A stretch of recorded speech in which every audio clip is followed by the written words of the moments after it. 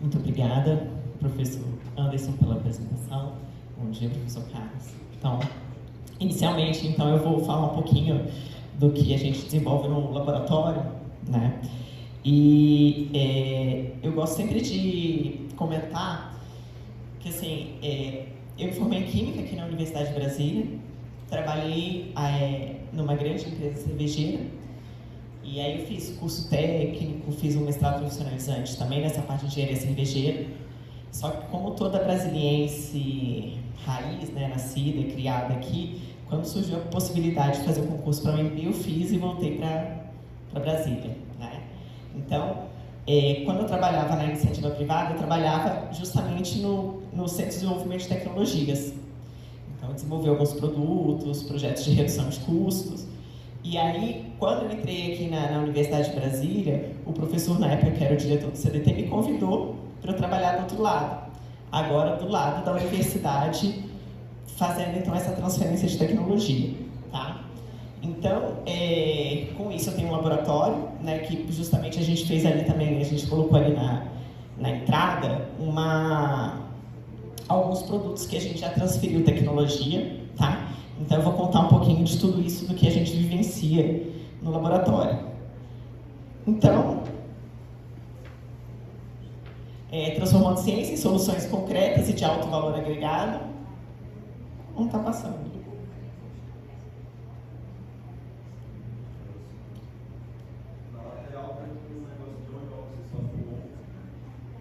Está no on aqui. Já está desligado.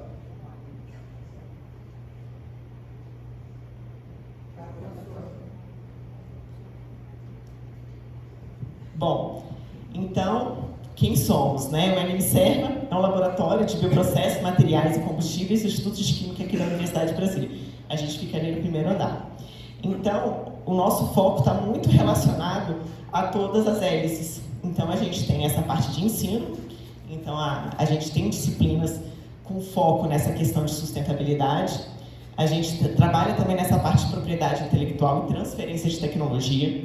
Quando eu falo de propriedade intelectual, a gente também avalia essa questão de prospecção tecnológica, avalia os requisitos de patenteabilidade, tudo das tecnologias que a gente está desenvolvendo. Aspectos relacionados ao meio ambiente, né, à sociedade e, claro, o setor também agroindustrial, que aqui no Distrito Federal, assim, por ser uma cidade muito nova, a gente ainda, assim, no quesito privado, muitas agroindústrias estão começando a surgir. Então, a gente tem trabalhado muito com os desafios que eles têm trazido para a gente, né? Então, com isso, no centro, a gente, então, tem o laboratório. Então, somos, no total, 3 professores da Universidade de Brasília, né? Então, sou eu, o professor Paulo Soares e a professora Thalita Carmo, que é da Biologia. E, além disso, também a gente tem uma pesquisadora colaboradora, que é a Amanda, que é do Science Hub, lá de Santa Catarina, no qual a gente tem desenvolvido alguns trabalhos relacionados à indústria de bebidas de uma forma geral. Aqui tem uma fotinha dos alunos, então, que compõem o nosso laboratório, dentre pós-doutorado, mestrado, iniciação científica, extensão, tudo. Então, a gente tem um grupo bem completo e bem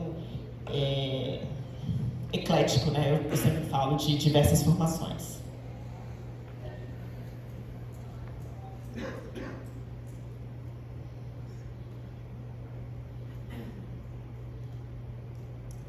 Probleminha aqui dentro.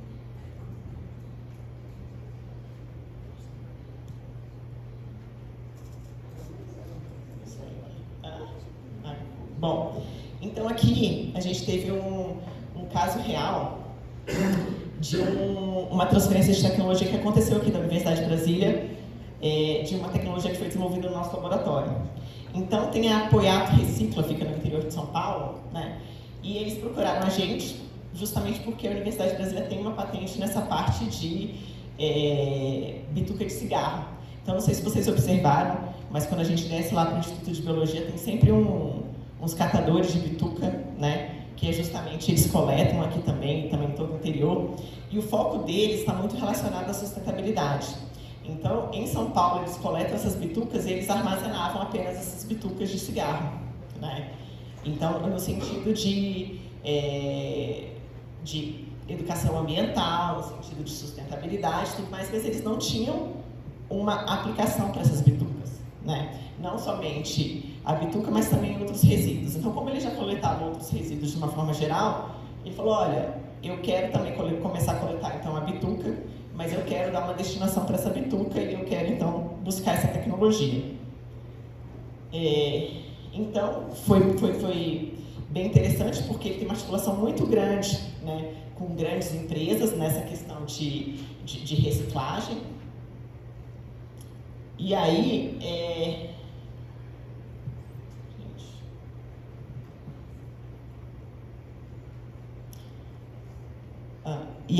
então, a gente conversou com ele e tudo. Então, a primeira coisa que a gente fez foi a gente justamente avaliar, né? Fez uma prospecção inicial, né? E a gente falou, olha, quando ele veio procurar o CBT, a gente falou, olha, para a bituca, a gente tem algumas tecnologias que o NB pode, então, te oferecer, né? Aí a gente fez uma prospecção, depois a gente fez uma análise, né, uma avaliação preliminar da tecnologia em si, né, para a gente justamente ver a possibilidade diante do que ele tinha e do que ele não tinha. Depois, então, a gente fez, porque querendo ou não, todas as tecnologias que a gente desenvolve em bancada, a gente sabe que tem um grau de maturidade baixo, né? Então, assim, e eu sempre brinco assim, com os alunos, muitas vezes a gente vai desenvolver uma tecnologia, a gente utiliza um becker, né? Então a gente usa 10 gramas, 1 quilo no máximo, tá? E agora se vem uma empresa e a gente precisa processar 1 tonelada. Existe um becker para 1 tonelada? Né? Então, e são coisas que a gente tem que pensar um pouquinho fora da caixinha, principalmente na academia, que no laboratório a gente tem umas escalas mais reduzidas. Então a gente tem que pensar em como vai acontecer esse escalonamento, né? Depois, então, vem a negociação, no qual tem que ser uma parceria de ganha-ganha, né? No qual tanto a universidade quanto a empresa também eles precisam ganhar, né? E depois, então, oficialmente, começar a operação.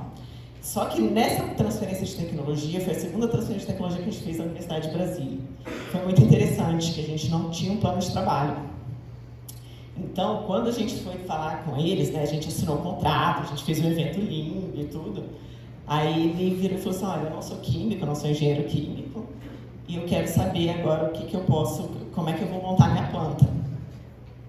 Vocês vão me dar suporte? Vocês não vão vir aqui me acompanhar? E a gente não tinha previsto esse tipo de suporte para a instalação e para a construção da planta. Então, aqui dentro, a gente entendeu que foi uma falha nossa, que a gente teria que ter um plano de trabalho, a gente teria que ter, inicialmente, né, um upfront, prevendo essas trocas, essas construções, esse tipo de suporte, né?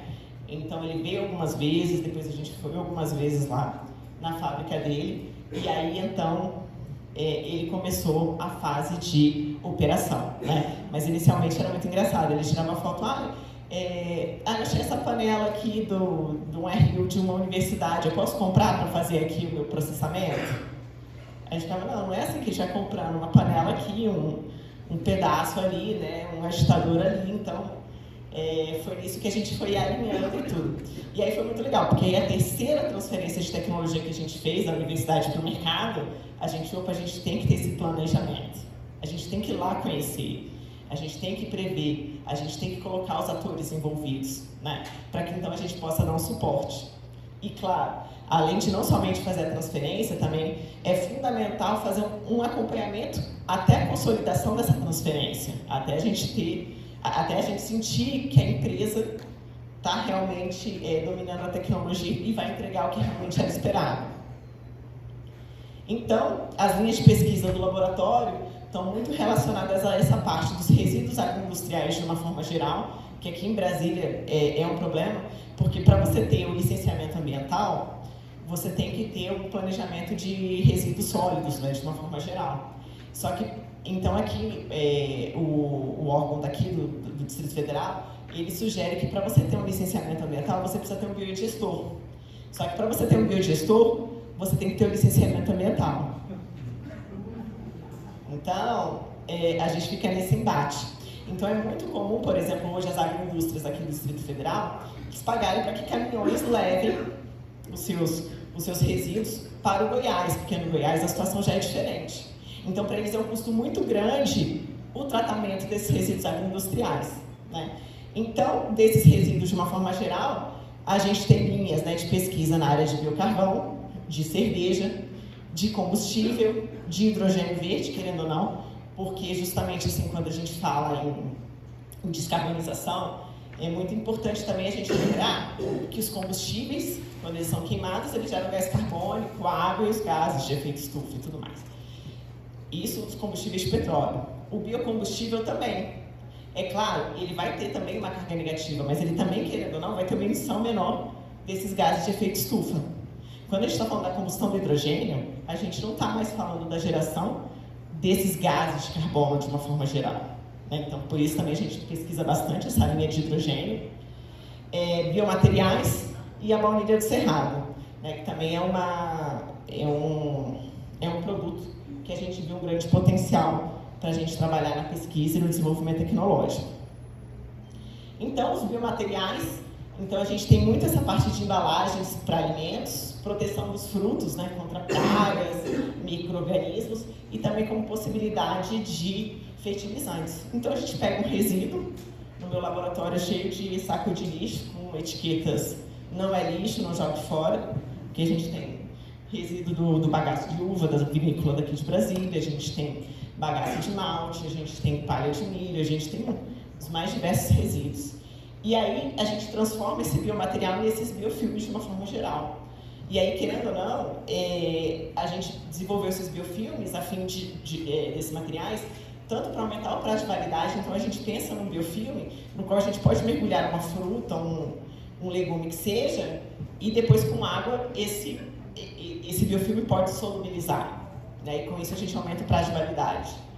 A gente viu também a possibilidade de colocar nesses biofilmes fertilizantes de uma forma geral. Então, a ideia desses biomateriais vem muito disso e a gente produz tudo de resíduo. O biocarvão, a ideia é justamente promover a dissolução de gás carbônico, né? Então, assim, ou seja, também reduzindo, né, no caso, a quantidade de gás carbônico no ambiente de uma forma geral, né? Além disso, aqui em Brasília, durante o período de seca, tem muitas queimadas, de uma forma geral. E quando começa a queimar, o negócio se alastra, assim, muito. Então, barreiras contra incêndios, isso também é muito importante quando a gente pensa não somente em cerrado, mas em lavouras, né, em cultivos de uma forma geral. Então, a gente prepara o biocarvão também para criar esse tipo de barreira. E, além disso, a correção de acidez de solo e fertilizantes, né? Aqui em Brasília, a partir de agora já não chove mais, até pelo menos aí meio de setembro. Então, é um período muito seco. Normalmente, esse período, as crianças não têm nem educação física, de tão seco que é. Então, qualquer faísca vai gerar um incêndio e, querendo ou não, as plantas sofrem bastante com isso. Então, o biocarvão também é uma forma de reter tanto água quanto fertilizantes para as plantas, né? A fibra de coco, a gente sabe que é um material leve, poroso, resistente à decomposição. Então, a gente viu a fibra do coco e outra coisa, hoje a gente gera um volume muito grande de coco, né? Coco verde, de resíduos de coco verde. Então, a gente viu que isso é um problema ambiental aqui. E aí existem várias cooperativas e pessoas que coletam esse coco e criam montanhas e montanhas e não fazem nada com esse material. Então, é uma demanda que existe também da comunidade, né? Então, assim, tem a possibilidade da produção dos vasos e mantas de alto valor agregado. E, além disso, claro, tem a questão que tem algumas plantas que precisam realmente ter um solo mais poroso, né, para retenção de água e tudo. Então, a fibra de coco tem essa possibilidade também de uso. Então, a gente tem estudado bastante os aspectos relacionados à fibra de coco. A baunilha de cerrado, isso foi uma demanda muito bacana.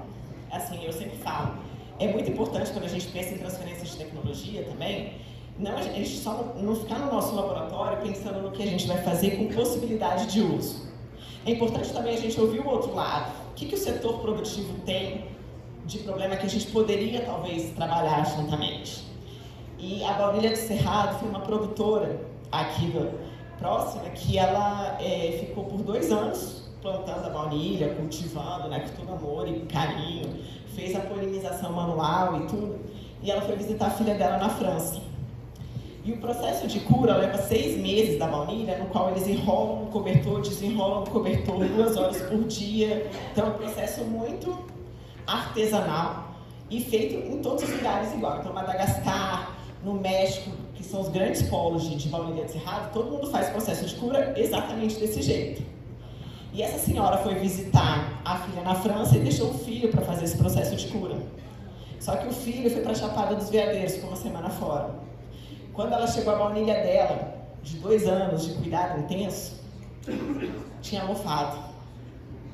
Ela chegou aqui aos prantos. Pelo amor de Deus, me socorre. Então eu falei, não, peraí, opa. Não pode ser um negócio tão dependente, né? Imagina só, um produtor que começa a produzir uma quantidade maior de baunilha. Imagina o tamanho dos cobertores.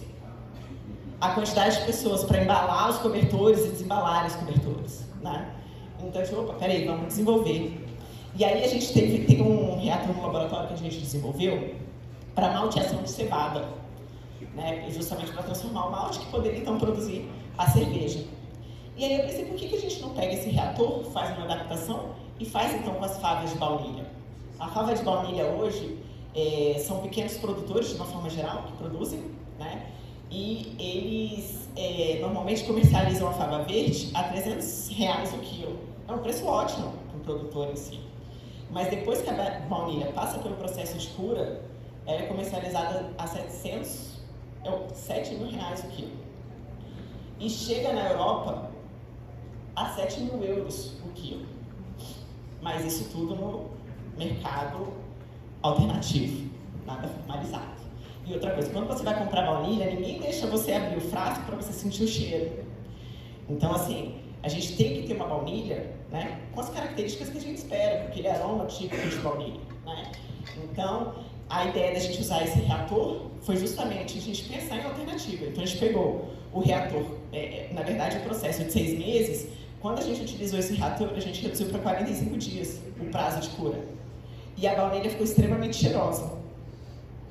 Então, isso foi ótimo. Primeiro, porque a gente está reduzindo o tempo de processo, consequentemente, bem menos dispendioso, de uma forma geral, né? E garantindo uma qualidade dessa baunilha. Então, a ideia foi essa. E aí, o aprimoramento da técnica também de polinização, porque hoje, esses produtores de baunilha é orquídea, eles fazem a polinização manualmente. Então, eles pegam uma rolha de vinho, colocam uma agulha, quando dá flor, eles pegam de uma flor, vão lá e colocam em outra flor. É bem manual. Não tem como você produzir, por exemplo, 20 hectares de baunilha de cerrado desse jeito. Você consegue imaginar? Né? A gente tem que pensar, e a gente está aprimorando algumas técnicas de polinização, e além disso, claro, o fomento da agricultura sustentável. O que acontece? Da fava verde até propriamente as favas comercializadas, curadas, só tem 20% de aproveitamento. Aquela fava bonita que a gente vê no supermercado que a gente compra, né? É 20%, ou seja, 80% das favas, elas abrem, são extremamente cheirosas, ou são pequenas, não tem valor comercial. E aí, assim, quem conhece bastante da baunilha ou não, né? Tem que enrolar no dedo. Se não enrolar no dedo, não tem valor comercial. Ah, essa aqui só enrolou metade, não pode ser vendida. Então, assim, a ideia também é que, assim, a gente tem 80% ainda de possibilidades de desenvolver outros produtos com alto valor agregado. Então, a gente tem que pensar nessas questões relacionadas, né? Então,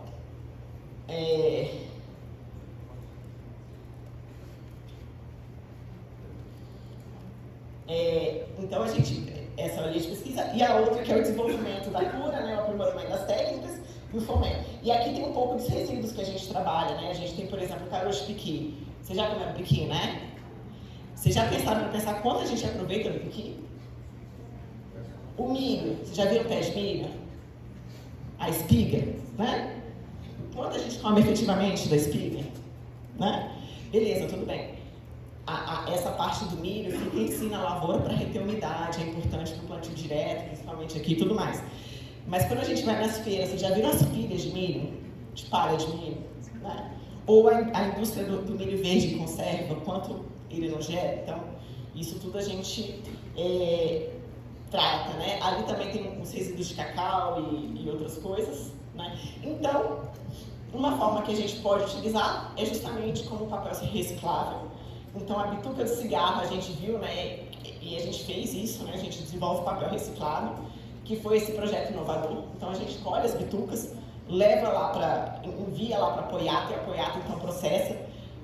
Os alunos aqui do laboratório também fazem esse papel reciclado aqui, então é ótimo, porque eu sempre brinco, falo, olha, você vai trabalhar com resíduos da banana, você tem que fazer um papel de banana para ser sua ata.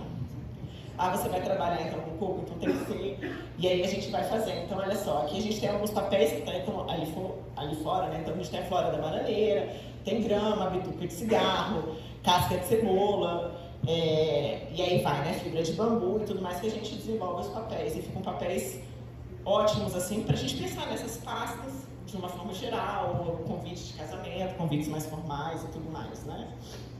A tinta óleo é também outra tecnologia que a gente desenvolveu, também patenteada pela Universidade de Brasília, que a partir do óleo de fritura, a gente desenvolveu a base para tinta, e aí depois então a gente colocou o pigmento. Então vocês vão ver lá fora que a gente tem tanto o papel reciclado, quanto a tinta, né, que o pessoal pintou, as alunas e tudo mais, isso tudo a gente fez com resíduos do nosso laboratório, tá? Então a gente desenvolveu essa tinta, né, então é uma alternativa ecológica justamente para pinturas em telas, artesanatos, revestimentos, e as alunas ainda foram mais além. Não somente pintaram papel, como também pintaram a parede da minha sala, ficou a coisa mais linda. Se vocês quiserem lá visitar, recomendo. O papel de parede com bagaço de malte, isso também é a foto lá da minha sala, que eu sempre falo que eu queria bagaço. Eu sempre brinquei com os alunos que o meu sonho era ter o bagaço colado na parede e vestir uma camisa de bagaço. Então, assim, agora ainda não vi isso, mas eu espero que daqui a 10 anos o prospecto esteja vestindo uma camisa de bagaço. Um sapato de bagaço e tudo, né? Então, o projeto de produção de estrutura, então isso também tudo a gente fez com resíduos do laboratório. Então, como colar na parede, como desenvolver, como vai colocar e tudo, isso também foi tudo desenvolvido no laboratório. Não é passível de proteção, mas a gente sabe que quem tiver interesse é possível fazer transferência por meio do know-how, né? Por meio do segredo industrial. Né? A gente tem também um lançamento que foi uma nova roda sensorial para produtos lupulados do Brasil.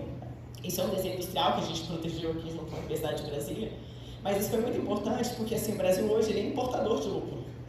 Só que de repente o Brasil começou a ver que assim, na Europa dá uma floração de lúpulo uma vez por ano. Aqui no Distrito Federal 3 vezes por ano. Então a gente falou, opa, peraí, a gente pode sair de importador a exportador de lúpulo. Só que a planta em si, ela envelhece de forma diferente. E aí hoje uma colheita de lúpulo, por exemplo, agora em agosto, vai ter um perfil sensorial. Em dezembro, a próxima colheita, tem outro perfil sensorial. E aí, como é que você vai comercializar um lúpulo que, a priori, é da mesma planta, que vai te dar o mesmo perfil? Como é que você vai vender isso? Como é que você vai entender o perfil? Né? Porque você fala assim, de repente, imagina, você vai tomar uma cerveja no bar e você tem um perfil herbal, né, frescor e tudo mais.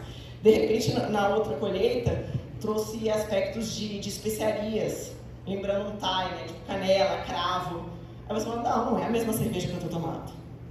E a gente quer a mesma experiência sensorial. Então, a gente desenvolveu essa roda para tentar, sem precisar de grandes equipamentos de laboratório, trazer um suporte para as cervejarias aqui do Brasil. Né? Essa parte, né, de valorização e de biomassas do cerrado, de uma forma geral. Então, a gente tem muitos problemas aqui, né, de uma forma geral, que a gente tem algumas comunidades extrativistas e a gente tem bastante assentamentos e tudo mais. E aqui em Brasília, quando falta energia, normalmente eles ficam de 3 a 5 dias sem energia, justamente pela dificuldade de entender onde é que é o problema da falta de energia. E eles têm montanhas e montanhas de resíduo. Então, a gente falou, por que a gente não pega os resíduos que eles têm e estuda a melhor utilização, e ao invés de ter um gerador a diesel, por que não tem um gerador de biomassa? Né, com a melhor rota de aproveitamento.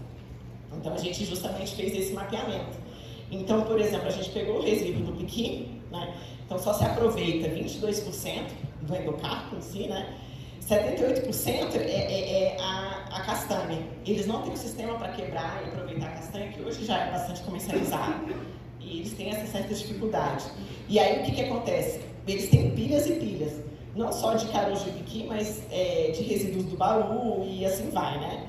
Então, a gente fez um estudo com relação à pirólise, né? Justamente para geração de energia, e além disso, 40% desse caroço é óleo. Então a gente falou, peraí, se você já tem um gerador a diesel, vamos fazer o biodiesel de uma forma relativamente simples.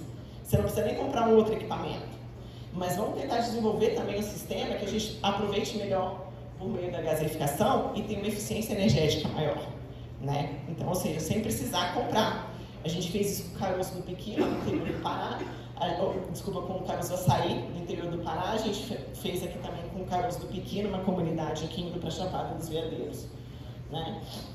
E aí também a gente teve a cerveja Turma da Colina, que é uma cerveja que tem ali, é comercializada aqui em Brasília, que a gente licenciou para uma cervejaria daqui. E qual foi a ideia? A cerveja Catarina Sal era uma cerveja já ácida esperada, tá? Então, uma cerveja que ela é mais ácida, e aí todo mundo, caseiro, o cervejeiro caseiro, adiciona Yakult para acidificar a cerveja. A gente virou e falou assim, não, mas por que a gente não usa o pólen da abelha? Né? Já que o pólen da abelha tem vários micro-organismos interessantes e tudo mais. E aí a gente fez um processo de acidificação dessa cerveja com o pólen da abelha. Então é bem interessante porque já traz algumas notas frutadas que a gente esperava. E aí a gente adicionou a Siriguela, né? É uma cerveja, eu sou suspeita para falar, mas é maravilhosa. Tá? E claro, e o melhor de tudo que eu acho é o seguinte, é você olhar no rótulo, ver que tem a parceria da BNB e você pensar que 6% do valor da cerveja que está sendo comercializado está voltando para o laboratório. Então isso é muito legal. Por quê? Porque a gente justamente, né, cria uma circularidade, né, de ter mais injeção de dinheiro na pesquisa. Né? A gente poder pagar bolsa, a gente poder comprar reagentes e tudo mais, sem propriamente precisar somente dos editais que a gente está tão acostumado. Aqui, tá. Aí aqui tem outros três, que aí foi a ideia, né, justamente de criar spin-off, que é Against Brewing, né? E aí a ideia era justamente a gente desenvolver produtos com coisas do Cerrado. Então a gente tem um gin, que a gente utiliza somente insumos do Cerrado, e a gente pega o bagaço de malte e transforma então em álcool de cereais, e a gente prepara o gin, né? O gin sem álcool também, inclusive, ganhou prêmio sábado no concurso que teve lá em Santa Catarina, que é um gin que não tem contato nenhum com álcool, é uma tecnologia inédita, e desbancou todos os gins internacionais zero. Cachaça 5 madeiras também é uma tecnologia que a gente desenvolveu no laboratório, uma cachaça sem também ser igual, porque a gente estudou 5 madeiras brasileiras e propôs a torrefação específica, e a gente tem a cachaça com a baunilha de Cerrado, também premiada. Então, em menos de um ano da criação da spin-off, a gente já tem produtos bastante premiados, né? E aí, claro, o que é bacana também é sempre a gente pensar na possibilidade de escalonamento. Então, aqui na Universidade de Brasília, quando a gente conversa sobre as tecnologias, a gente sempre prevê um estudo, um plano de trabalho de como a gente vai escalonar. Então, aqui tem algumas imagens, ó, das nossas plantas pilotos que a gente tem, né, de acordo com as tecnologias que a gente desenvolve. Então, ali tem uma caixinha verde ali no fundo do estacionamento, se vocês forem ver, se vocês abrirem, são várias plantinhas pilotos que a gente faz para fazer o estudo da real, né? Aqui tem um laboratório, aqui tem a foto do laboratório, ali em cima fica, né? Então, caso vocês queiram conhecer, estão todos convidados. Aqui tem um pouco dos reatores, dos equipamentos que a gente tem, por isso que eu falo. A gente tem uma gama infinita de possibilidades de trabalhar. Então, assim, a gente consegue estudar e prever conforme as características, né? E é isso que eu tinha para falar do laboratório. Agradeço muito a oportunidade, me coloco à disposição. Eu acho que, sem sombra de dúvidas, a gente trabalhar com o setor produtivo, a gente tem muito a agregar para eles, assim como eles têm muito a agregar para a gente. Então, eu me coloco à disposição. Transferência de tecnologia é fundamental, principalmente para o momento que a gente está conversando de transição energética, descarbonização e tudo mais. Muito obrigada.